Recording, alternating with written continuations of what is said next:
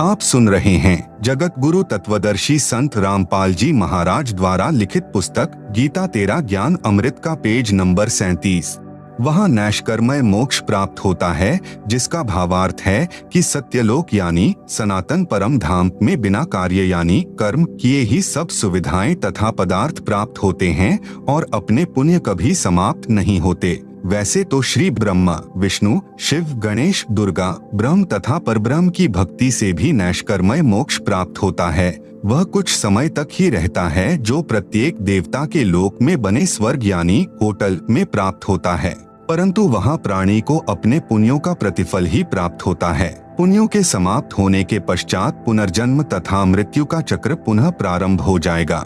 नैष्कर्मय मुक्ति का वर्णन गीता अध्याय 3 श्लोक 4 तथा अध्याय 18 श्लोक 49 में है। जिस सनातन परम धाम तथा शांति की प्राप्ति के लिए तथा उस परमेश्वर की शरण में जाने के लिए गीता अध्याय 18 श्लोक 62 तथा अध्याय 15 श्लोक 4 में कहा है, वह गीता ज्ञान दाता से अन्य पूर्ण परमात्मा है। गीता अध्याय 8 श्लोक 5 तथा 7 में तो गीता ज्ञान दाता ने अपनी भक्ति करने को कहा है, उससे तो जन्म मृत्यु दोनों की बनी रहेगी। इसलिए फिर गीता अध्याय 8 श्लोक 8, 9, 10 में उस परमेश्वर की भक्ति करने के लिए कहा है, जिसका वर्णन गीता अध्याय 18 श्लोक 62 तथा अध्याय 15 श्लोक 4 में है। फिर गीता अध्याय 8 के ही श्लोक 18 में कहा है। गीता अध्याय 15 श्लोक 16, 17 में 3 पुरुष बताए हैं। नंबर 1 क्षर पुरुष, यह स्वयं गीता ज्ञान दाता है। इसे क्षर ब्रह्म भी कहते हैं। यह केवल 21 ब्रह्मांडों का प्रभु है। नंबर 2 अक्षर पुरुष, इसे परब्रह्म भी कहते हैं। यह केवल 7 शंख ब्रह्मांडों का प्रभु है। नंबर 3 परम अक्षर पुरुष है, जिसे परम अक्षर ब्रह्म परमेश्वर सत्य पुरुष अविनाशी परमात्मा भी कहते हैं, जो असंख्य ब्रह्मांडों का स्वामी है। यहाँ पर अर्थात श्रीमद् भगवत गीता के अध्याय 8 श्लोक 8, 9, 10, 20 तथा 22 में परम अक्षर पुरुष के विषय में वर्णन है। अध्याय 8 श्लोक 18 में अक्षर पुरुष के विषय में वर्णन है। जिस समय अक्षर पुरुष का एक दिन समाप्त होता है, जो 1000 युगों का होता है। ध्यान रहे, गीता अध्याय 8 श्लोक 17 में मूल पाठ में केवल सहस्र युग लिखा है, न कि सहस्र चतुर्युग। इसलिए अक्षर पुरुष के एक दिन के समाप्त होने पर सर्व प्राणी क्षर पुरुष तथा अक्षर पुरुष के कुछ क्षेत्र के नष्ट हो जाते हैं। क्षर पुरुष व इसके सर्व यानी 21 ब्रह्मांड के सब प्राणी नष्ट हो जाते हैं। जब दिन प्रारंभ होता है तो पुनः सब जीव अपने कर्मानुसार उत्पन्न होते हैं तथा मरते हैं। फिर गीता अध्याय 8 के ही श्लोक 20 में कहा है कि परंतु इस अव्यक्त अर्थात अक्षर पुरुष से परह यानी परे जो अन्य सनातन अव्यक्त भाव अर्थात परम अक्षर ब्रह्म है, वह परमेश्वर तो सब प्राणियों के नष्ट होने पर भी नष्ट नहीं होता है। आप सुन रहे हैं जगत गुरु तत्वदर्शी संत रामपाल जी महाराज द्वारा लिखित पुस्तक गीता तेरा ज्ञान अमृत का पेज नंबर 38।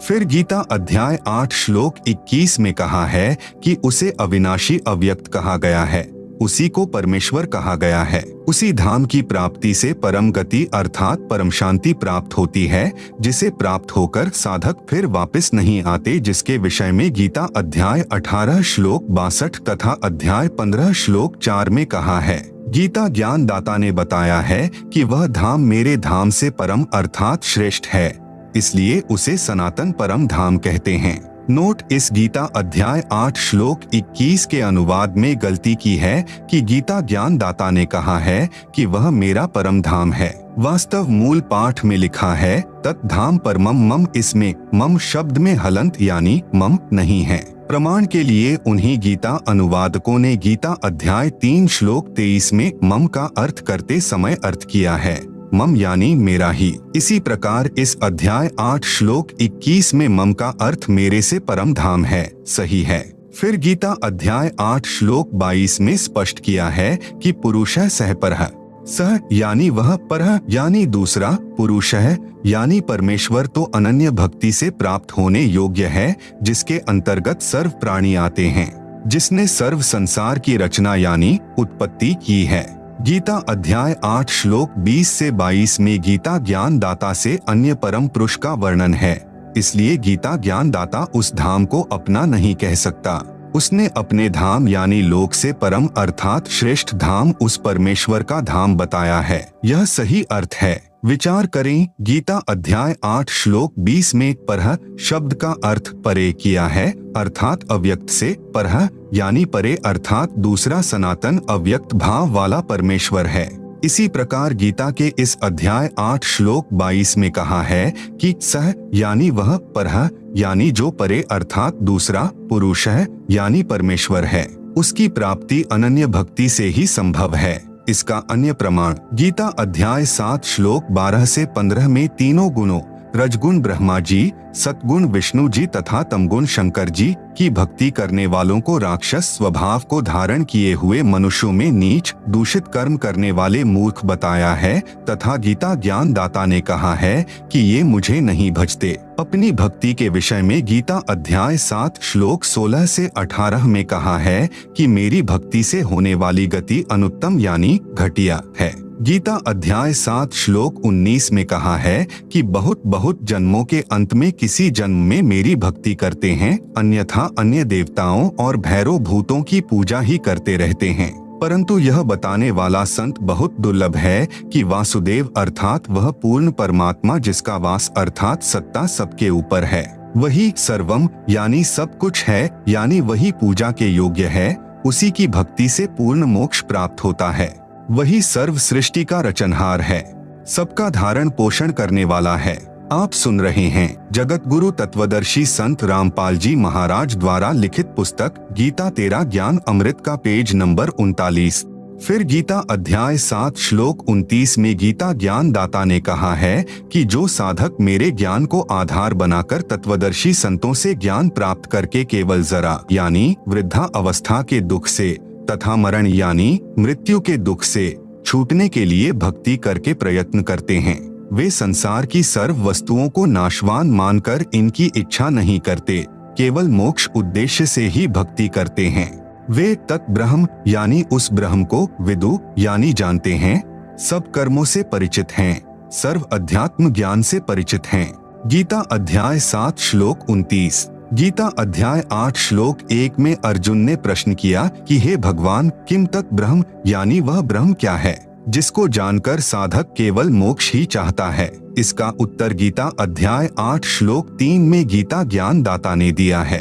कहा है कि वह परम अक्षर ब्रह्म है। गीता ज्ञान दाता ने इस परम अक्षर ब्रह्म की जानकारी गीता अध्याय 8 में ही श्लोक नंबर 8, 9, 10, 20, 21, 22 में भी दी है, जो गीता ज्ञान दाता से अन्य है। गीता अध्याय 2 श्लोक 17 में कहा है कि जिस परमेश्वर ने संपूर्ण जगत की रचना की है, जिससे यह जगत व्याप्त है, अर्थात जिसकी शक्ति से सर्व ब्रह्मांड टिके हैं, रुके हैं, वह वास्तव में अविनाशी परमात्मा है, जिसका नाश करने में कोई समर्थ नहीं है। गीता अध्याय 15 श्लोक 17 में भी कहा है कि पुरुषोत्तम तो अन्य है। गीता अध्याय 15 श्लोक 16 में 2 पुरुष कहे हैं, क्षर पुरुष तथा अक्षर पुरुष। उत्तम पुरुष इनसे अन्य है, अर्थात श्रेष्ठ परमेश्वर जो तीनों लोकों में प्रवेश करके सबका धारण पोषण करता है, वह परमात्मा कहा जाता है। वही वास्तव में अविनाशी परमेश्वर है।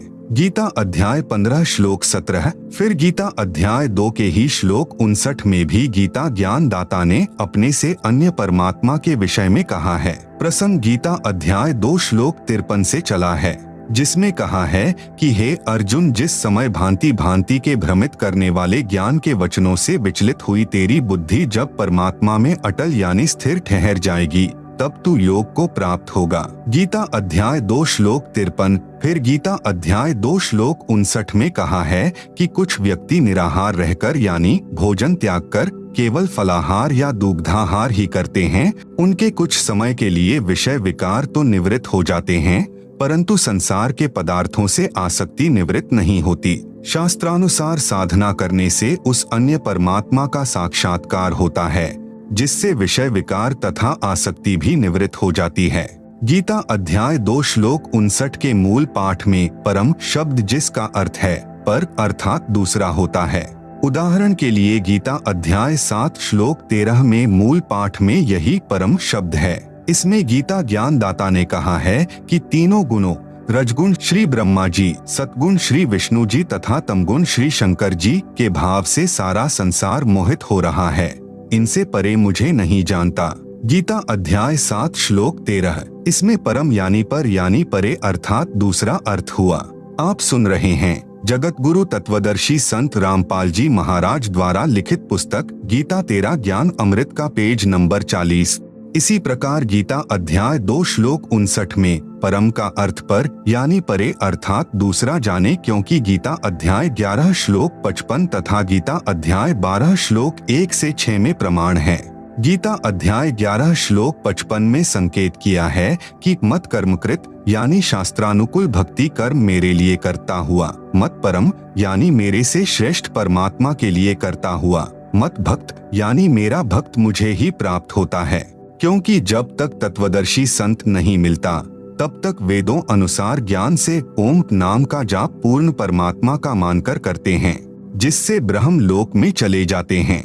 इसलिए कहा है कि मेरा भक्त मेरे से अन्य पूर्ण परमात्मा की भक्ति करके भी मुझे ही प्राप्त होता है। गीता अध्याय 11 श्लोक 55। फिर गीता अध्याय 12 श्लोक 1 में स्पष्ट है कि अर्जुन ने प्रश्न किया कि जो भक्त पूर्वोक्त प्रकार से, गीता अध्याय 11 श्लोक 55 में संकेत है, जो त्वम यानी आपको तथा जो अव्यक्तम अक्षरम यानी अविनाशी अव्यक्त, जिसका वर्णन गीता अध्याय 8 श्लोक 20 से 22 में है, उसको भजते हैं, उनमें से उत्तम भक्ति वाला कौन सा भक्त है। गीता अध्याय 12 श्लोक 1। फिर गीता अध्याय 12 श्लोक 2 में गीता ज्ञान दाता ने कहा है कि मेरा भक्त जो केवल मेरे ध्यान में लगा है वह युक्ततमाह मताह यानी मेरे विचार से वह सही साधक है। गीता अध्याय 12 श्लोक 2। गीता अध्याय 12 श्लोक 3 से 4 में गीता ज्ञान दाता ने कहा है कि जो उस सर्वव्यापी जिसके विषय में मैं भी नहीं जानता, जो सदा एक रस रहने वाला स्थायी अचल अव्यक्त अर्थात परोक्ष अविनाशी परम अक्षर ब्रह्म की निरंतर उपासना करते हैं, सब प्राणियों के हित के लिए कामना करने वाले साधक, सब में समान भाव रखने वाले साधक मुझको ही प्राप्त होते हैं।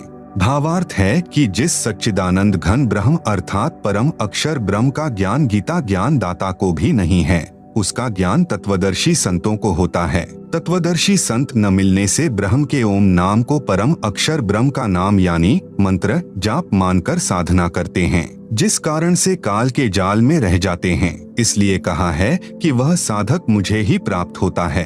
परमेश्वर कबीर जी ने सोहम मंत्र का आविष्कार करके साधकों को बताया है, परंतु सारनाम फिर भी गुप्त ही रखा है। सूक्ष्म वेद में लिखा है, सोहम शब्द हम जग में लाए, सार शब्द हम गुप्त छिपाएं। सोहम ऊपर और सत्सुकृत एक नाम, सब हंसों का बास है, नहीं बस्ती नहीं ठाम, सतगुरु सोहम नाम दे, गुज बीरज विस्तार, बिन सोहम सीझै नहीं, मूल मंत्र निजसार। आप सुन रहे हैं जगत गुरु तत्वदर्शी संत रामपाल जी महाराज द्वारा लिखित पुस्तक गीता तेरा ज्ञान अमृत का पेज नंबर 41। जो साधक सोहम नाम का जाप करते हैं, यह परब्रह्म अक्षर पुरुष जो गीता अध्याय 15 श्लोक 16 में प्रमाण है, उसका जाप है। सारनाम मिले बिना सोहम तथा ओम पूर्ण मोक्षदायक नहीं है। ओम का जाप ब्रह्म यानी गीता ज्ञानदाता का है। ब्रह्मलोक में महाइंद्र का लोक प्राप्त होता है जो ब्रह्मलोक में ही बना है, तथा सोहम नाम के जाप की भक्ति कमाई से ब्रह्मलोक में ही बने नकली सत्यलोक को प्राप्त होता है। साधना काल में साधक यह भी कहता रहता है, सब प्राणियों का भला हो, सर्वे भवन्तु सुखिनः, सर्वे सन्तु निरामयाः, सर्वे भद्राणि पश्यन्तु, मा कश्चित् दुख भाग भवेत्। भावार्थ सब सुखी हो, सब आरोग्य अर्थात स्वस्थ हो, सबका भला हो, कोई दुख किसी को न हो। यह मंगल कामना का मंत्र बनाकर आशीर्वाद देता है, दुआ यानी प्रार्थना करता रहता है, जिससे इस साधक की पुण्य कमाई तथा भक्ति धन दुआ आशीर्वाद के माध्यम से समाप्त हो जाते हैं। तत्वदर्शी संत का अनुयायी यह गलती कभी नहीं करता। इसलिए कहा है कि उस परम अक्षर ब्रह्म का साधक भी मुझे ही प्राप्त होता है, क्योंकि भक्ति आशीर्वाद तथा सर्व की मंगल कामना करके समाप्त कर दी। कुछ महास्वर्ग यानी ब्रह्मलोक में खा खर्ची, फिर जन्म मरण तथा 84 लाख प्राणियों के चक्र में गिर जाता है। राजा जनक के जीवन से सिद्ध करते हैं। त्रेतायुग में जनक जी एक धार्मिक राजा थे। इनकी पुत्री सीता जी थी, जो त्रिलोकीनाथ श्री विष्णु उर्फ श्री रामचंद्र पुत्र श्री दशरथ जी की पत्नी थी। सतयुग में राजा जनक जी का जीव ही राजा अम्बरीश थे, जो श्री विष्णु जी के परम भक्त थे। साथ साथ वेदों के अनुसार ओम नाम का जाप करते थे, जो ब्रह्म साधना है, जिसके परिणाम स्वरूप लाखों वर्ष श्री विष्णु जी के लोक में बने स्वर्ग में अपनी भक्ति के सुख को भोगा। फिर लाखों वर्ष ब्रह्म लोक में ब्रह्म साधना के सुख को भोगा। फिर त्रेता युग में पुनर्जन्म जनक का हुआ, जो एक धार्मिक राजा थे। अपने जीवन काल में अनेकों यज्ञ यानी धार्मिक अनुष्ठान किए, श्री विष्णु जी की भक्ति की, ब्रह्म साधना भी की। जब संसार छोड़कर चलने लगे तो एक विमान स्वर्ग से आया, राजा जनक जी को बैठाकर उड़ चला। रास्ते में एक नरक था, जिसमें 12 करोड़ जीव अपनी करनी का दंड भोग रहे थे। हाहाकार मची थी। जनक जी ने देवदूतों से पूछा कि यह किन दुखियों की चिल्लाहट है। विमान रोको। विमान रुक गया। देवदूतों ने बताया, राजन, यह एक नरक है, इसमें प्राणी अपने पाप कर्मों का दंड भोग रहे हैं। जनक जी ने कहा, इनको इस नरक से निकाल दो, मुझसे देखा नहीं जा रहा। देवदूतों ने कहा, जनक जी, यहाँ आपका राज्य नहीं है, यहाँ धर्मराज की आज्ञा चलती है।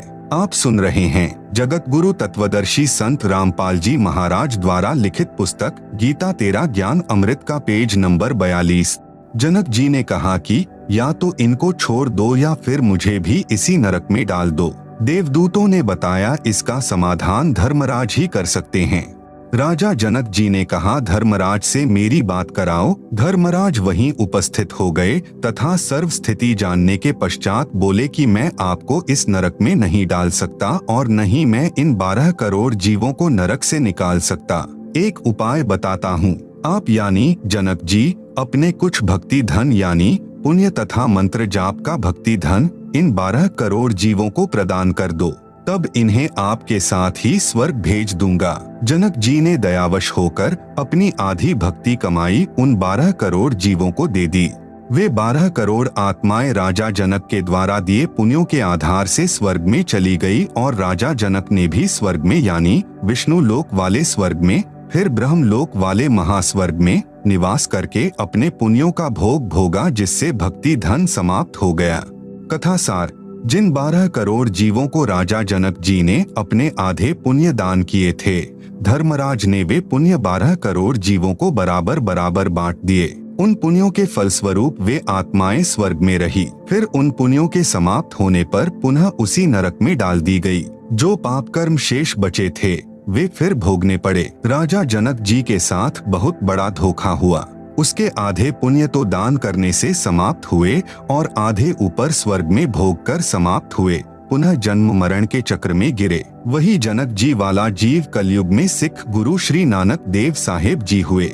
श्री नानक जी को सुल्तानपुर शहर में बेई नदी के घाट पर पूर्ण परमात्मा एक जिंदा साधु के वेश में मिले। उनको उस सनातन परम धाम यानी सत्यलोक यानी सचखंड में ले गए। फिर तीसरे दिन वापस उसी बेई नदी के घाट पर छोड़ा, सर्व तत्व ज्ञान कराया, उनके पूर्व अनेकों अच्छे जीवन के जन्म दिखाए, उनको सत्य नाम यानी जो 2 अक्षर का मंत्र है, जिसमें एक ओंकार यानी ओम है तथा दूसरा गुप्त है, उपदेशी को ही बताया जाता है कि दीक्षा दी। तब श्री नानक देव साहेब जी का पूर्ण मोक्ष हुआ। यदि परमात्मा तत्वदर्शी संत रूप में प्रकट होकर तत्व ज्ञान नहीं बताते तो श्री नानक देव जी वाले जीव का जन्म मरण चक्र कभी समाप्त नहीं होता। वह सत्य साधना मेरे पास यानी संत रामपाल जी के पास है। प्रसंग चल रहा है कि भावना में बहकर आशीर्वाद द्वारा अपनी भक्ति धन कभी नष्ट नहीं करना चाहिए। आपने कोई भी बुद्धिमान धनवान व्यक्ति अपने नोटों को अन्य किसी को बांटता नहीं देखा होगा। यदि किसी की सहायता करना चाहें तो उसे कमाने का तरीका बताएं, जिससे वह अपने पैरों पर खड़ा होकर धनी बन सके। इसी प्रकार भक्तजन जिसकी सहायता करना चाहें तो उसको पूर्ण गुरु से दीक्षा दिलाकर भक्ति धन कमाने की प्रेरणा दें। आप सुन रहे हैं जगत गुरु तत्वदर्शी संत रामपाल जी महाराज द्वारा लिखित पुस्तक गीता तेरा ज्ञान अमृत का पेज नंबर 43। गीता अध्याय 12 श्लोक 5 में कहा है कि जिनकी आस्था सच्चिदानंद घन ब्रह्म अर्थात परम अक्षर ब्रह्म में है और जो उसी को चेतसा यानी जानने वाले हैं, उनको अधिकतर क्लेश यानी शंका के कारण ज्ञान का झगड़ा बना रहता है। उन मानव शरीरधारियों के लिए इस कारण से दुखपूर्वक प्राप्त की जाने वाली गति है। भावार्थ वही है कि तत्वदर्शी संत न मिलने के कारण कबीर पंथी यानी घीसा दास पंथी, गरीबदास पंथी, दादू पंथी, नेकीराम पंथी थे। सब कबीर पंथी कहलाते हैं, भी कठिन तपस्या करते हैं, व्रत मौन व्रत अन्य कठिन साधना ही करते हैं। इसलिए कहा है कि उस पूर्ण परमात्मा की साधना क्लेशयुक्त तथा दुख पूर्वक प्राप्त होने योग्य है। वास्तव में सर्व साधना जो शास्त्रानुकूल है वह बहुत आसान है। प्रमाण यजुर्वेद अध्याय 40 मंत्र 15 में ब्रह्म साधना के लिए कहा है कि वायुः अनिलम अमृतम अथ इदम भस्मांतम शरीरम ओम कृतम स्मर किल्बे स्मर कृतुः स्मर। भावार्थ ब्रह्म साधना का ओम नाम है। इससे मिलने वाला अमृतम अर्थात मोक्ष प्राप्ति के लिए ओम नाम का जाप, वायुः अनिलम यानी श्वास उश्वास से पूरी लगन के साथ शरीर नष्ट होने तक, कृतम यानी कार्य करते करते, स्मर यानी स्मरण कर, किल्बे स्मर यानी पूरी कसक अर्थात किलबिलाहट यानी विलाप जैसी स्थिति से स्मरण कर, कृतुः स्मर यानी मनुष्य जीवन का मूल कार्य जानकर स्मरण कर। यजुर्वेद अध्याय 40 मंत्र 15। फिर यजुर्वेद अध्याय 40 मंत्र 17 में वेद ज्ञान दाता ने, यही गीता ज्ञान दाता है, कहा है कि वह पूर्ण परमात्मा तो ऊपर के लोक में परोक्ष है अर्थात अव्यक्त है। अहम खम ब्रह्मोम यानी मैं ब्रह्म हूँ, दिव्य आकाश रूपी ब्रह्म लोक में मैं रहता हूँ, मेरा ओम नाम है। यजुर्वेद अध्याय 40 मंत्र 10 में वेद ज्ञान दाता ने कहा कि कोई तो परमात्मा को संभवात यानी उत्पन्न होने वाला अवतार रूप में साकार मानता है, कोई असंभवात यानी उत्पन्न न होने वाला अर्थात निराकार मानता है। वह परमात्मा उत्पन्न होता है या नहीं या जैसा है उसका ज्ञान धीराणाम यानी तत्वदर्शी संतजन बताते हैं, उनसे शृण्वः यानी सुनो। यजुर्वेद अध्याय 40 मंत्र 10। यही प्रमाण गीता अध्याय 4 श्लोक 34 में है कि परमात्मा के विषय में संपूर्ण ज्ञान तत्वदर्शी संत बताते हैं। उनकी खोज कर उनसे निष्कपट भाव से तथा दंडवत प्रणाम करके विनम्रता से प्रश्न करने से वे तत्वदर्शी संत तेरे को तत्व ज्ञान का उपदेश करेंगे। सूक्ष्म वेद में भी कहा कि नाम उठत नाम बैठत, नाम सोवत जागरे, नाम खाते नाम पीते, नाम सेती लागरे। भावार्थ परमात्मा की साधना केवल नाम के जाप से होती है। उस नाम का जाप कार्य करते करते करो, सोने से पहले, सुबह उठते ही, खाना खाते समय, पेय पदार्थ पीते समय अर्थात सर्व कार्य करते करते नाम का स्मरण करो। भावार्थ है कि हठ योग न करके कर्मयोग में साधना करो। आप सुन रहे हैं जगत गुरु तत्वदर्शी संत रामपाल जी महाराज द्वारा लिखित पुस्तक गीता तेरा ज्ञान अमृत का पेज नंबर 44। गीता में 2 प्रकार का ज्ञान है। गीता का जो ज्ञान वेदों यानी ऋग्वेद, यजुर्वेद, सामवेद तथा अथर्ववेद तथा सूक्ष्म वेद जो सच्चिदानंद घन ब्रह्म अर्थात सत्य पुरुष ने अपने मुख कमल से तत्व ज्ञान बोला है, उससे मेल नहीं करता है तो वह गलत ज्ञान है। वह गीता ज्ञान दाता का अपना मत है, वह स्वीकार्य नहीं है। गीता ज्ञान दाता ने कई श्लोकों में गीता अध्याय 13 श्लोक 2, अध्याय 7 श्लोक 18, अध्याय 6 श्लोक 36, अध्याय 3 श्लोक 31 तथा अध्याय 18 श्लोक 70 में कहा है कि ऐसा मेरा मत है, मेरा विचार है। श्रीमद् भगवत गीता में 95% वेद ज्ञान है, 5% गीता ज्ञान दाता का अपना मत है। यदि वह वेदों से मेल खाता है तो ठीक है, अन्यथा व्यर्थ है। उदाहरण के लिए गीता अध्याय 2 श्लोक 37 से 38 पर्याप्त है, इनमें विरोधाभास है। गीता अध्याय 2 श्लोक 37 में तो लाभ हानि बता रहा है, कहा है कि या तो तू युद्ध में मरकर स्वर्ग को प्राप्त होगा अथवा युद्ध जीतकर पृथ्वी का राज भोगेगा, इसलिए हे अर्जुन युद्ध के लिए खड़ा हो जा।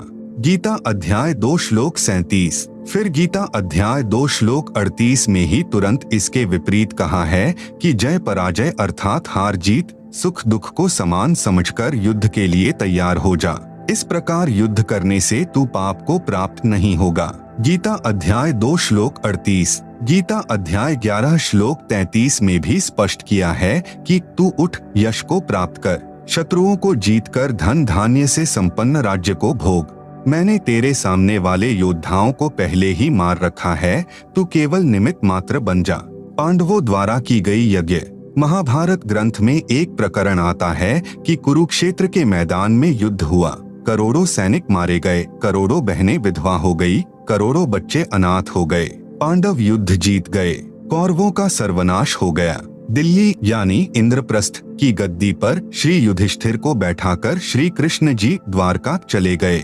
युधिष्ठिर राजा को भयंकर स्वप्न आने लगे, जिसमें सिर कटे व्यक्ति उनके महल में प्रवेश करते दिखाई देने लगे। करोड़ों बच्चे पिताजी पिताजी कहकर चिल्लाते दिखाई देने लगे। करोड़ों सैनिकों की विधवाएं हाय कंत कहकर बिलखती तड़फती अपने सिर के बालों को नोचती दिखाई देने लगी। उनकी वह तड़फ मानो कह रही हो कि महलों के सुख को भोगने के लिए हमारे सुहाग उजाड़ने वाले इन बच्चों सहित हमें भी मार डाल, तेरा ऐश्वर्य पूर्ण हो जाएगा। कितने दिन रहोगे इस राज सिंहासन पर। एक दिन सुबह के समय राजा युधिष्ठिर स्नान करने के लिए गंगा तट पर गया। वहाँ पर कई हजारों की संख्या में महिलाएं भी अपने सुहाग की चूड़ियां जो विधवा होने पर तोड़ी जाती हैं। आप सुन रहे हैं जगत गुरु तत्वदर्शी संत रामपाल जी महाराज द्वारा लिखित पुस्तक गीता तेरा ज्ञान अमृत का पेज नंबर 45। उनको जल प्रवाह करने उस घाट पर गई हुई थी, रो रही थी, सुबक रही थी, कुछ चक्कर खाकर गिर रही थी। उसके बेटे बेटियां उस विधवा माँ के ऊपर गिरकर रो रहे थे। कुछ एक को दो महिलाएं जो वृद्ध थी हाथ का सहारा देकर चल रही थी तथा सब रो रही थी। यह विकराल दृश्य देखकर राजा युधिष्ठिर बिना स्नान किए ही वापस लौट गए। सारा दिन वही दृश्य आंखों के सामने घूमने लगा। कुछ नहीं खाया पिया, रात्रि में सोने लगा तो वही दृश्य आंखों के सामने था। जैसे तैसे सोया तो वही स्वप्न आने लगे जो पहले 2-3 दिन से दिख रहे थे। राजा युधिष्ठिर न सो पा रहा था, न रो पा रहा था, न कुछ खा रहा था, केवल नाम मात्र आहार करता था। आंखें फटी फटी सी, चेहरा डरा डरा सा रहता था। द्रौपदी कई दिन से यह दशा अपने बड़े पति की देख रही थी। कई बार कारण भी पूछा, परंतु उत्तर होता था कुछ नहीं। जब द्रौपदी को संतोषजनक उत्तर नहीं मिला और युधिष्ठिर जी की दशा दिन प्रतिदिन बिगड़ती देखकर उसे अन्य पांडवों को बताना पड़ा। चारों पांडव भीम, अर्जुन, नकुल तथा सहदेव युधिष्ठिर जी के पास गए तथा विनम्रता पूर्वक परेशानी का कारण पूछा। युधिष्ठिर ने उस समय भी कहा कुछ नहीं। जब बड़ा भाई जीवित है तो छोटों को टेंशन यानी चिंता नहीं करनी चाहिए। लेकिन अर्जुन ने कहा कि बड़े भाई क्या हम बच्चे हैं? क्या हम अपने भाई के दुख के भागीदार नहीं बन सकते? क्या आप हमें अपना भाई नहीं मानते? युधिष्ठिर की आंखों से आंसू झलक गए और चारों को बाहों में लेकर सीने व गले से लगाकर फिर उनके मुख पर हाथ रखकर कहने लगा कि ऐसा मत कहो, आप मेरे भाई ही नहीं मेरी जिंदगी हो और पिताजी की धरोहर हो, परंतु ऐसी कोई बात नहीं है जो आपसे छुपाऊं। सहदेव ने आंखों में पानी भरकर कहा कि बड़े भैया, लगता है राजा बनकर आप बेईमान धोखेबाज बन गए हो। हमसे अवश्य कुछ हेराफेरी बेईमानी कर रहे हो। सच सच बता दो, हम चारों की कसम, नहीं तो हम भी खाना पीना त्याग देंगे। युधिष्ठिर को उस छोटे भाई के प्यार भरे उलाहनों ने विवश कर दिया उनके सामने अपना दुख व्यक्त करने के लिए।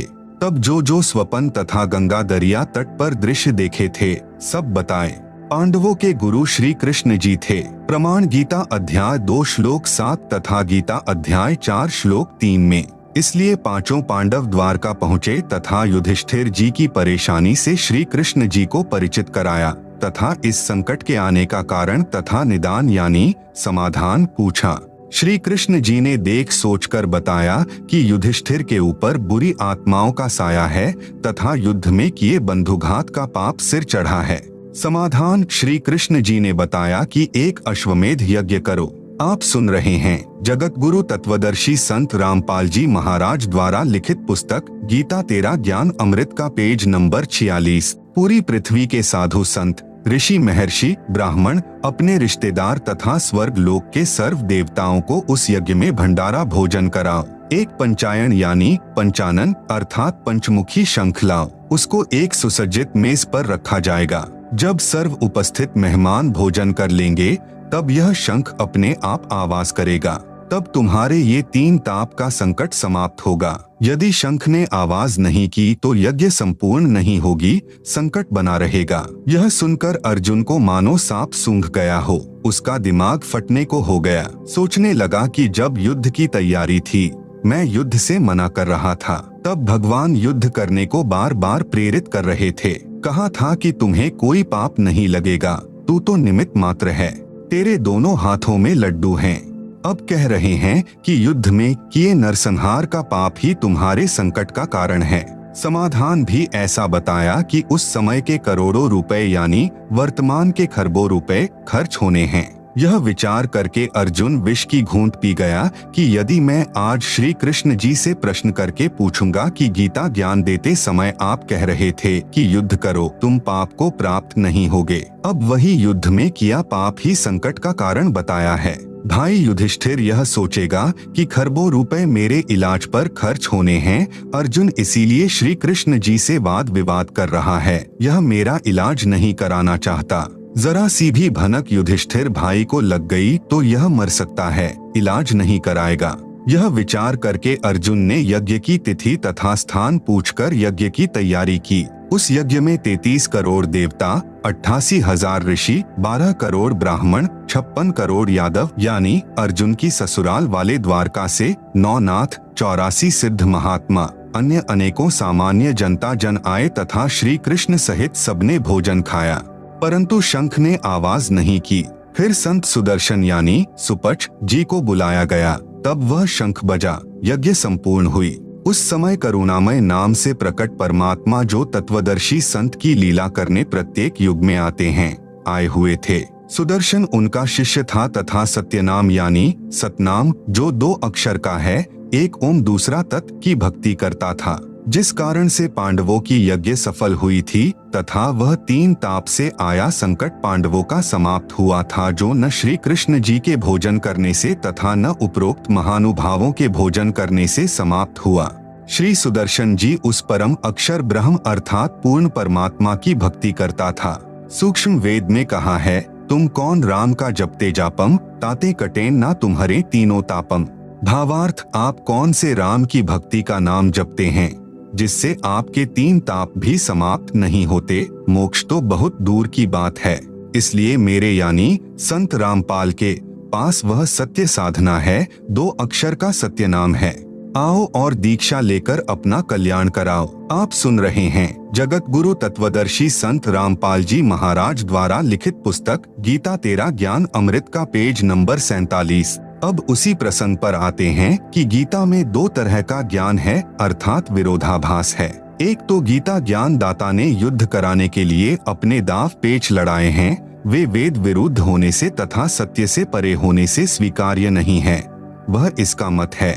इसलिए गीता अध्याय 12 श्लोक 5 में कहा है कि उस सच्चिदानंद घन ब्रह्म की भक्ति क्लेश व दुखपूर्वक प्राप्त होती है, जबकि वेद में लिखा है कि तत्वदर्शी संत मिलने के पश्चात उस परमात्मा यानी पूर्ण ब्रह्म की भक्ति कार्य करते करते नाम जाप साधना करके की जाती है। बहुत ही सरल है।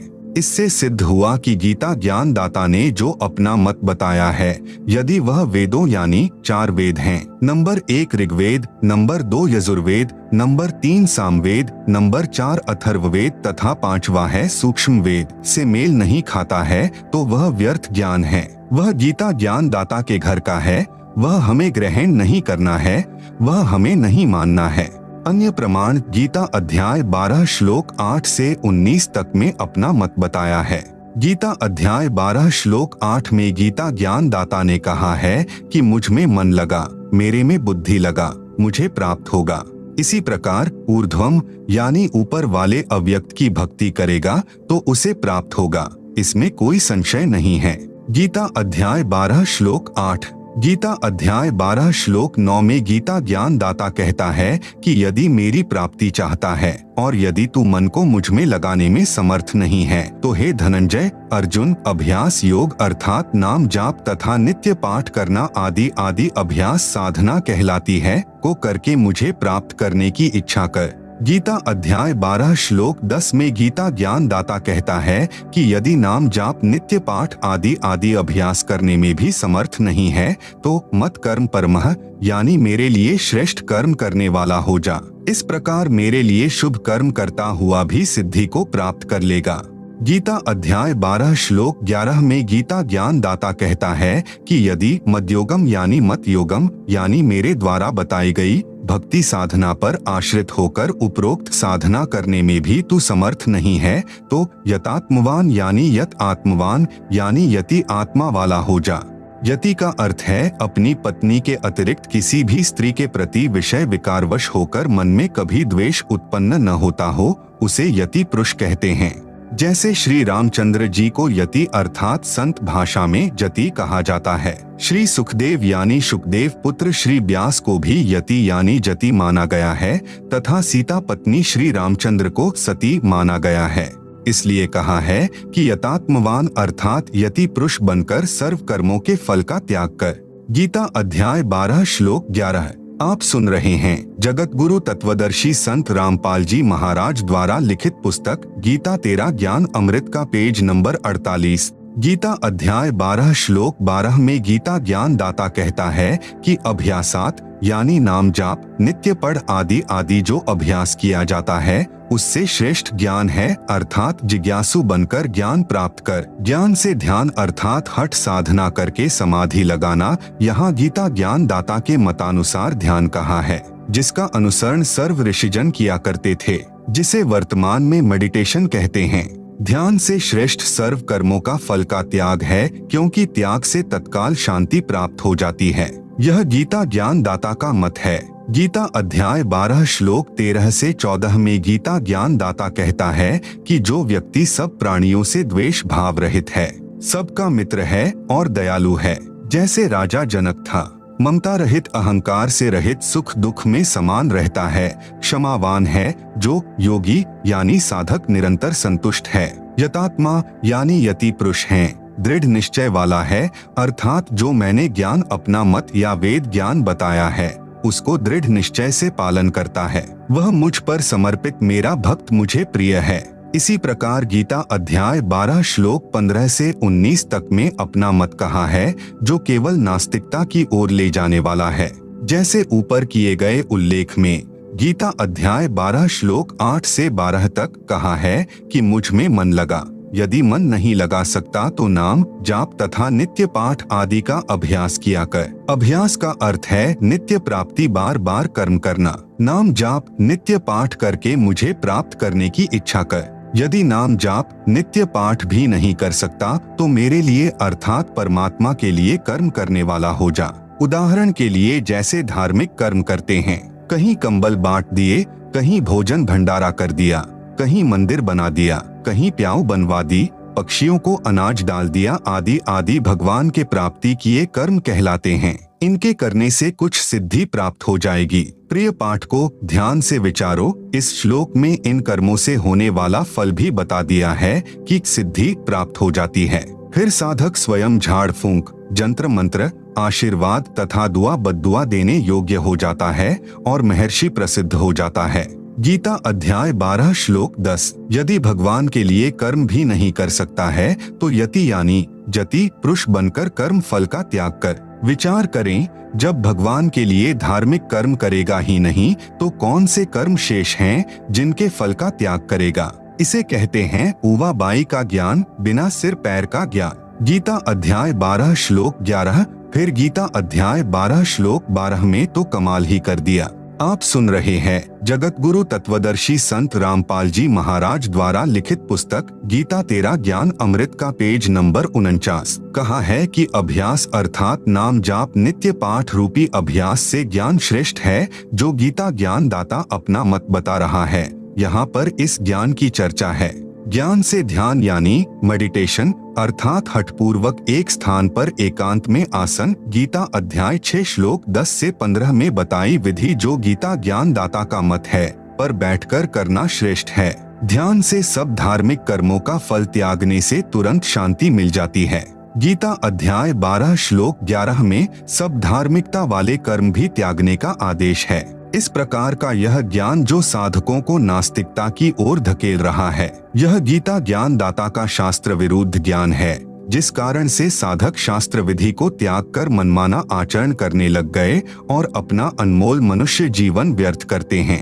यदि ये ज्ञान उचित होता कि भगवान में मन न लगे तो अभ्यास, नाम जाप, नित्य पाठ कर, अभ्यास न कर सके तो भगवान के लिए कर्म कर, भगवान के लिए कर्म न कर सके तो सर्व कर्मों का फल त्याग दें, तो 4 वेदों की तथा श्रीमद्भगवत गीता के अन्य 650 श्लोकों की, क्योंकि लगभग 50 श्लोकों में गीता ज्ञान दाता मत वाला ज्ञान है, क्या आवश्यकता थी? यही 4 से 5 श्लोक पर्याप्त थे। इस प्रकार गीता ज्ञान दाता ने जो अपना मत बताया है, जो वेदों के विरुद्ध है, वह स्वीकार करने योग्य नहीं है। गीता अध्याय 12 श्लोक 20 में अपने अज्ञान को छुपाने के लिए फिर कहा है कि परंतु जो श्रद्धाना है, यानी साधक श्रद्धा के साथ मत परमाह यानी मत परमाह यानी मेरे से श्रेष्ठ परमेश्वर को पर्युवास्ते यानी पूजते हैं, वे मुझे अधिक प्रिय हैं। जैसा कि प्रारंभ में वर्णन है कि गीता अध्याय 5 श्लोक 14 से 16, 20, 24, 25, 26 में भी प्रमाण है कि गीता ज्ञान दाता ने अपने से अन्य प्रभु के विषय में बताया है। गीता अध्याय 5 श्लोक 14 में गीता ज्ञान दाता ने कहा है कि प्रभु यानी परमात्मा किसी मनुष्य के न तो कर्तापन की, न कर्मक, न कर्मफल संयोग की उत्पत्ति करता है, किंतु सर्व प्राणी अपने स्वभाववश कर्म करते हैं। गीता अध्याय 5 श्लोक 15 विभुः यानी सर्वव्यापी अर्थात वासुदेव, जिसका गीता अध्याय 3 श्लोक 14 से 15 में वर्णन है, कहा है कि सर्व प्राणियों की उत्पत्ति अन्न से होती है, अन्न वर्षा से उत्पन्न होता है, वर्षा धार्मिक अनुष्ठानों अर्थात यज्ञों से होती है, यज्ञ शास्त्रानुकूल धार्मिक कर्मों से उत्पन्न होते हैं, धार्मिक कर्म तो ब्रह्म अर्थात क्षर पुरुष से उत्पन्न होते हैं। ब्रह्म अर्थात क्षर पुरुष को अक्षरः सम उद्भवम अविनाशी परमात्मा अर्थात परम अक्षर ब्रह्म से उत्पन्न हुआ जान। इससे सिद्ध होता है कि सर्वगतम ब्रह्म यानी सर्वव्यापी परमात्मा अर्थात विभुः यानी सर्वव्यापी परमेश्वर न किसी के पाप और न शुभ कर्म को ही ग्रहण करता है, उसी से सर्व जंतवः यानी जीव जंतु तथा मनुष्य मोहित हो रहे हैं। गीता अध्याय 5 श्लोक 16 तथा 17 को पढ़ने से स्पष्ट हो जाएगा कि गीता ज्ञान दाता ने अपने से अन्य परमेश्वर के विषय में बताया है। आप सुन रहे हैं जगत गुरु तत्वदर्शी संत रामपाल जी महाराज द्वारा लिखित पुस्तक गीता तेरा ज्ञान अमृत का पेज नंबर 50। इसी प्रकार गीता अध्याय 5 श्लोक 20, 24, 25, 26 को गीता में अन्य अनुवादकों द्वारा किए सरलार्थ से समझा जा सकता है। इसी प्रकार गीता अध्याय 6 श्लोक 7 में स्पष्ट परमात्मा शब्द मूल पाठ में लिखा है, जो गीता ज्ञान दाता से अन्य परमात्मा का प्रमाण है, क्योंकि गीता अध्याय 15 श्लोक 17 में कहा है कि श्लोक 16 में वर्णित 2 पुरुषों क्षर पुरुष तथा अक्षर पुरुष से अन्य कोई उत्तम पुरुष अर्थात पुरुषोत्तम है, जिसे परमात्मा इति उदाहरित यानी परमात्मा कहा जाता है। वही तीनों लोकों में प्रवेश करके सबका धारण पोषण करता है, वह अविनाशी परमात्मा है। इसमें गीता अध्याय 15 श्लोक 17 में भी परमात्मा शब्द है। इस प्रकार गीता के अमृत ज्ञान को समझना है, केवल गीता जी के पढ़ने मात्र से कल्याण नहीं है। इसके अमृत ज्ञान को समझकर इसके अनुसार अपनी धार्मिक क्रियाएं करने से तीनों लाभ हैं, जो गीता अध्याय 16 श्लोक 23 में सुख प्राप्ति, सिद्धि शक्ति प्राप्ति तथा परम गति अर्थात पूर्ण मोक्ष प्राप्ति के लिए बताए हैं।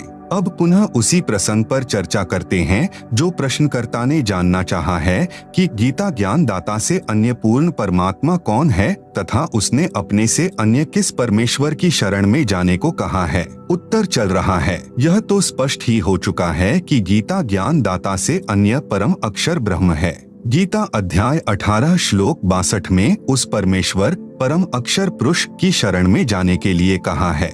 गीता अध्याय 18 श्लोक 66, गीता अध्याय 8 श्लोक 28, गीता अध्याय 12 श्लोक 6 से 7 में कहा है कि पूर्ण परमात्मा को प्राप्त करने के लिए मेरी भक्ति भी की जाती है। जैसे गीता अध्याय 17 श्लोक 23 में ओम तत्सत 3 नाम का जाप परम अक्षर ब्रह्म की प्राप्ति के लिए है। गीता अध्याय 8 श्लोक 13 में गीता ज्ञान दाता ने अपनी साधना करने का केवल एक ओम नाम बताया है। पूर्ण परमात्मा की प्राप्ति के लिए ओम नाम का जाप भी साधक करता है। इसलिए गीता अध्याय 8 श्लोक 28 में कहा है, योगी अर्थात भक्त तत्व ज्ञान के द्वारा इस रहस्य को जानकर जो वेदों के अनुसार भक्ति करने से, उसी के अनुसार यज्ञ अर्थात धार्मिक अनुष्ठान करने से, तप अर्थात अपने धर्म पर दृढ़ता से लगे रहने से जो शारीरिक मानसिक कठिनाई झेलनी पड़ती है, उस तप से तथा दान करने से जो पुण्य फल होता है अर्थात धार्मिक कर्म से भक्ति फल होता है, उसका अत्यति यानी उल्लंघन कर जाता है अर्थात त्याग जाता है। वह आद्य यानी सनातन, परम यानी अन्य यानी दूसरे, स्थानम यानी धाम को प्राप्त होता है।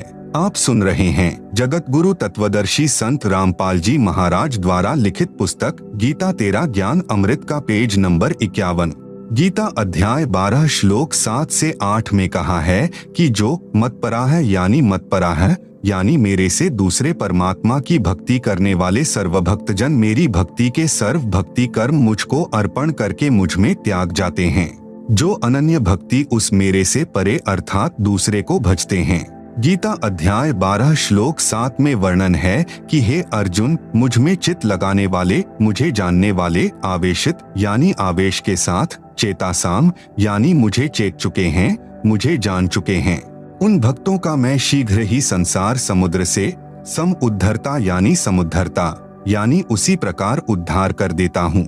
गीता अध्याय 18 श्लोक 66 में कहा है कि सर्वधर्मान परित्यज्य माम एकम शरणम व्रज अहम त्वा सर्व पापेभ्यः मोक्षयिष्यामि मा शुचय।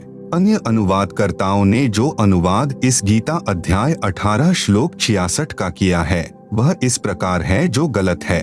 संपूर्ण धर्मों को अर्थात संपूर्ण कर्मों को मुझ में त्याग कर तू केवल एक मुझ सर्वशक्तिमान सर्वाधार परमेश्वर की शरण में व्रज यानी आजा, मैं तुझे संपूर्ण पापों से मुक्त कर दूंगा, शोक मत कर। विवेचन जो अनुवाद किया है कि संपूर्ण धर्मों को अर्थात कर्तव्य कर्मों को मुझ में त्याग कर केवल तू एक मुझ सर्वशक्तिमान सर्वाधार परमेश्वर की शरण में आजा, यह गलत है। विचार करे गीता अध्याय 18 श्लोक 46, 62, अध्याय 15 श्लोक 1 से 4 तथा 17 में सर्वशक्तिमान सर्वाधार परमात्मा तो कोई अन्य कहा है, जिसे गीता अध्याय 8 श्लोक 3 में परम अक्षर ब्रह्म कहा है। यहाँ गीता अध्याय 18 श्लोक 66 में अनुवादक ने अपनी ओर से महिमा जोड़ी है जो व्यर्थ है। फिर कहा है कि संपूर्ण कर्मों को मुझ में त्याग कर मेरी शरण में आजा, यह भी न्याय संगत बात नहीं है। यदि कोई कहे कि सर्व कर्म मुझ में छोड़ और मेरी शरण में आजा, इससे भी स्पष्ट है कि सर्व धार्मिक कर्मों की भक्ति कमाई को मुझ में छोड़कर अन्य की शरण में जा। वैसे भी व्रज का अर्थ जाना है, आना नहीं किया जा सकता। जैसे अंग्रेजी के शब्द गो का अर्थ जाना है, उसका अर्थ आना नहीं किया जाना चाहिए।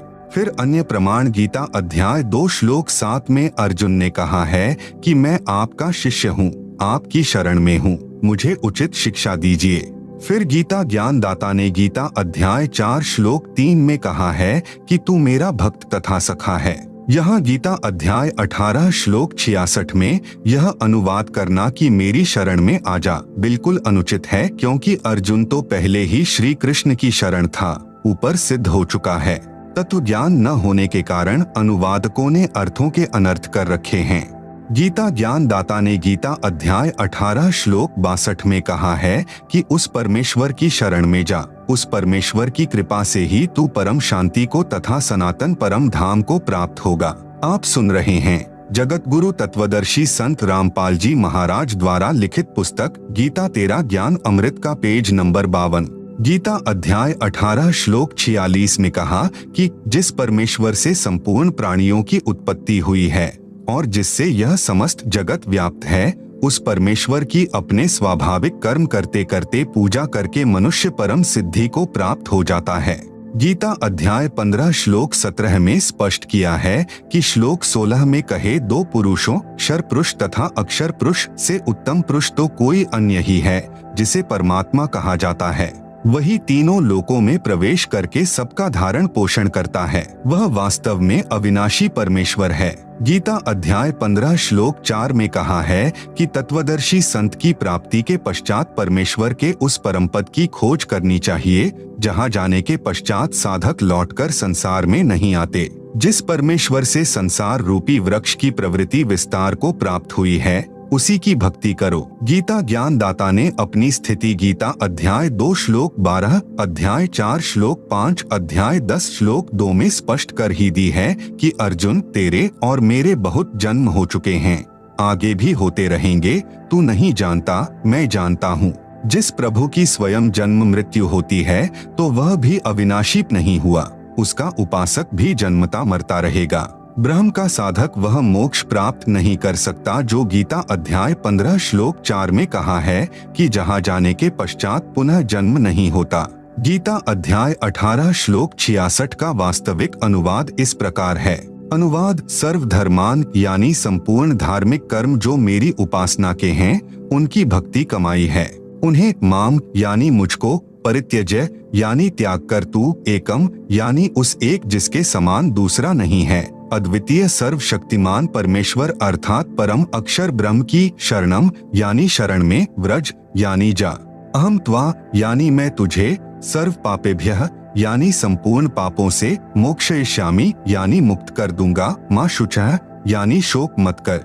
गीता अध्याय 18 श्लोक 66 में गीता ज्ञान दाता ने कहा है कि जो मंत्र मेरी उपासना के हैं उनकी भक्ति की कमाई मुझको त्याग कर तू केवल उस एक अर्थात जिसके समान कोई अन्य शक्ति न हो, अद्वितीय सर्वशक्तिमान परमेश्वर अर्थात परम अक्षर ब्रह्म की शरण में जा, मैं तुझे सर्व पापों से मुक्त कर दूंगा, शोक मत कर। गीता अध्याय 18 श्लोक 66। विश्लेषण: गीता अध्याय 17 श्लोक 23 में गीता ज्ञान दाता ने संकेत किया है कि उस ब्राह्मण यानी सच्चिदानंद घन ब्रह्म अर्थात परम अक्षर ब्रह्म की प्राप्ति का ओम तत् सत यह 3 मंत्र का जाप है। इसी का जाप करने का निर्देश है। फिर गीता अध्याय 8 श्लोक 13 में अपनी उपासना का मंत्र बताया है कि मुझ ब्रह्म की भक्ति का केवल एक ओम अक्षर है, जो इसका उच्चारण करता हुआ शरीर त्याग कर जाता है तो उसको मेरी परम गति यानी मोक्ष प्राप्त होती है। आप सुन रहे हैं जगत गुरु तत्वदर्शी संत रामपाल जी महाराज द्वारा लिखित पुस्तक गीता तेरा ज्ञान अमृत का पेज नंबर 53। ओम का जाप ब्रह्म का जाप है, इससे ब्रह्मलोक प्राप्त होता है। यही परम गति ओम के जाप से होती है, जिसे गीता अध्याय 7 श्लोक 18 में अति अनुत्तम अर्थात अश्रेष्ठ कहा है। गीता अध्याय 8 श्लोक 16 में कहा है कि ब्रह्मलोक तक जितने भी लोक हैं उनमें गए हुए साधक पुनरावृत्ति में हैं, अर्थात ब्रह्मलोक तक गए साधक पुनः जन्म मृत्यु में रहते हैं। इसलिए उपरोक्त गीता अध्याय 18 श्लोक 46, 62, 66, अध्याय 15 श्लोक 4 तथा 17 में किसी समर्थ परमेश्वर की शरण में जाने के लिए कहा है, जो ओम तत् सत नाम का जाप। गीता अध्याय 17 श्लोक 23 में 3 मंत्र ओम तत् सत है। इसमें जो ओम नाम है वह ब्रह्म का जाप है। इसी ब्रह्म को गीता अध्याय 15 श्लोक 16 में अक्षर पुरुष कहा है तथा दूसरा जो अक्षर पुरुष कहा है। अक्षर पुरुष का जाप तत् मंत्र का है, यह सांकेतिक है तथा गीता अध्याय 15 श्लोक 17 में कहा है कि उत्तम पुरुष तो अन्य पुरुषोत्तम अर्थात सर्वश्रेष्ठ सर्वशक्तिमान पुरुष तो अक्षर पुरुष तथा अक्षर पुरुष से अन्य ही है। उसका मंत्र सत है जो सांकेतिक है। उस परमेश्वर अर्थात परम अक्षर ब्रह्म जिसको संत भाषा में सत्य पुरुष कहते हैं के उस परम पद अर्थात सनातन परम धाम जिसे संत भाषा में सत्यलोक कहते हैं में जाने के लिए अर्थात पूर्ण मोक्ष प्राप्त करने के लिए गीता अध्याय 17 श्लोक 23 वाले ओम तत् सत मंत्र का जाप करना होता है। अन्य कोई नाम जाप पूर्ण मोक्ष का नहीं है। तत् सत ये दोनों अन्य मंत्र हैं जो उपदेश लेने वाले को उपदेश के समय ही सार्वजनिक किए जाते हैं। ओम नाम का जाप ब्रह्म यानी अक्षर पुरुष का है, गीता ज्ञान दाता का है। इसकी उपासना ओम नाम के जाप से होती है। ओम नाम के जाप की कमाई अर्थात धार्मिक कर्म ब्रह्म को त्यागने होते हैं। हम पहले बिना तत्व ज्ञान के ओम नाम के जाप की कमाई यानी भक्ति धन ब्रह्म लोक में जाकर समाप्त कर देते थे। पाप यानी कर्ज यानी लोन शेष रह जाते थे। उनको नरक में तथा 84 लाख प्रकार के प्राणियों के शरीर में कष्ट उठाकर भोगा करते थे। अब हम ओम नाम के जाप का भक्ति धन ब्रह्म को त्याग देंगे, इसका फल ब्रह्म लोक में नहीं भोगेंगे, जिसके प्रतिफल में यह ब्रह्म अर्थात क्षर पुरुष हमारे सर्व पापों यानी कर्ज को समाप्त कर देगा। इस गीता अध्याय 18 श्लोक 66 का यह भावार्थ है। फिर हम तत् मंत्र के जाप की कमाई अक्षर पुरुष अर्थात परब्रह्म गीता ज्ञान दाता से दूसरा ब्रह्म को त्याग देंगे। उसका 7 शंख ब्रह्मांड का क्षेत्र है, जिसको पार करके सनातन परम धाम यानी सत्यलोक में जाने का किराया देना होता है। दूसरे शब्दों में टोल टैक्स वह तत् मंत्र के जाप की कमाई से पूरा हो जाता है। फिर सत मंत्र जो सत्य पुरुष परम अक्षर ब्रह्म का जाप है, इसकी कमाई लेकर हम परमेश्वर के उस परम पद में अर्थात सनातन परम धाम यानी सत्यलोक को प्राप्त हो जाएंगे, जहां जाने के पश्चात साधक फिर संसार में कभी नहीं आते, परम शांति अर्थात पूर्ण मोक्ष प्राप्त होता है। आप सुन रहे हैं जगत गुरु तत्वदर्शी संत रामपाल जी महाराज द्वारा लिखित पुस्तक गीता तेरा ज्ञान अमृत का पेज नंबर 54। यह संपूर्ण भक्ति साधना मेरे यानी संत रामपाल दास के पास है। आओ और अपना कल्याण कराओ। यह है यथार्थ गीता के अध्याय 18 श्लोक 66 का अनुवाद। इसलिए कहा है गीता तेरा ज्ञान अमृत। उपरोक्त प्रमाणों से सिद्ध हुआ कि गीता ज्ञान दाता से अन्य पूर्ण परमात्मा है। उसी की शरण में जाने के लिए गीता ज्ञान दाता ने गीता अध्याय 18 श्लोक 62-66 में कहा है। जिस अनमोल गीता ज्ञान को ठीक से न समझकर अज्ञानी व्यक्तियों ने उल्टा अर्थ किया है, लिखा है कि गीता ज्ञान देने वाला अपनी ही शरण में आने को कह रहा है। जैसे किसी व्यक्ति का कार्य मुख्यमंत्री के अधिकार में है और वह मंत्री के पास खड़ा है, मंत्री से विनय कर रहा है कि यह कार्य कर दीजिए। मंत्री बुद्धिमान होता है, वह भ्रमित नहीं करता। वह कहेगा कि यदि आपको यह कार्य कराना है तो आप मुख्यमंत्री के पास जाएं, उनकी कृपा से ही आपका कार्य हो सकता है। उस मंत्री ने एक पत्र लिखकर दे दिया कि आप उस मुख्यमंत्री के पास जाइए, उसकी कृपा से आपका यह कार्य संभव है। कोई व्यक्ति उसका अर्थ करे कि मंत्री जी अपने पास आने को ही कह रहा है, तो वह गलत अर्थ कर रहा है। मंत्री के पास से वह व्यक्ति आया ही है। इसी प्रकार गीता के अमृत ज्ञान को न समझकर अड़ंगा अनुवाद करके पाठकों को अज्ञानी संतों ने भ्रमित किया है और जन्म मरण के चक्र में स्वयं भी गिरे हैं तथा अपने भोले अनुयायियों को भी जन्म मरण के चक्र में डाले हुए हैं, जो उन अज्ञानियों को पूर्ण विद्वान गीता मनीषी माने बैठे हैं। गीता का ज्ञान किसने कहा था, यह पूर्व के प्रश्न उत्तर में स्पष्ट हो चुका है। पढ़े प्रश्न नंबर 1 का उत्तर। प्रश्न 27 परमात्मा साकार है या निराकार? अव्यक्त का अर्थ निराकार होता है। उत्तर परमात्मा साकार है, नर स्वरूप है अर्थात मनुष्य जैसे आकार का है। अव्यक्त का अर्थ निराकार नहीं होता, साकार होता है। उदाहरण के लिए जैसा सूर्य के सामने बादल छा जाते हैं, उस समय सूर्य अव्यक्त होता है। हमें भले ही दिखाई नहीं देता, परंतु सूर्य अव्यक्त है, साकार है। जो प्रभु हमें सामान्य साधना से दिखाई नहीं देते, वे अव्यक्त कहे जाते हैं। जैसे गीता अध्याय 7 श्लोक 24-25 में गीता ज्ञान दाता ने अपने आप को अव्यक्त कहा है, क्योंकि वह श्री कृष्ण में प्रवेश करके बोल रहा था। जब व्यक्त हुआ तो विराट रूप दिखाया था। यह पहला अव्यक्त प्रभु हुआ जो क्षर पुरुष कहलाता है, जिसे काल भी कहते हैं। गीता अध्याय 8 श्लोक 17 से 19 तक दूसरा अव्यक्त अक्षर पुरुष है। गीता अध्याय 8 श्लोक 20 में कहा है कि इस अव्यक्त अर्थात अक्षर पुरुष से दूसरा सनातन अव्यक्त परमेश्वर अर्थात परम अक्षर पुरुष है। इस प्रकार ये तीनों साकार यानी निराकार प्रभु हैं।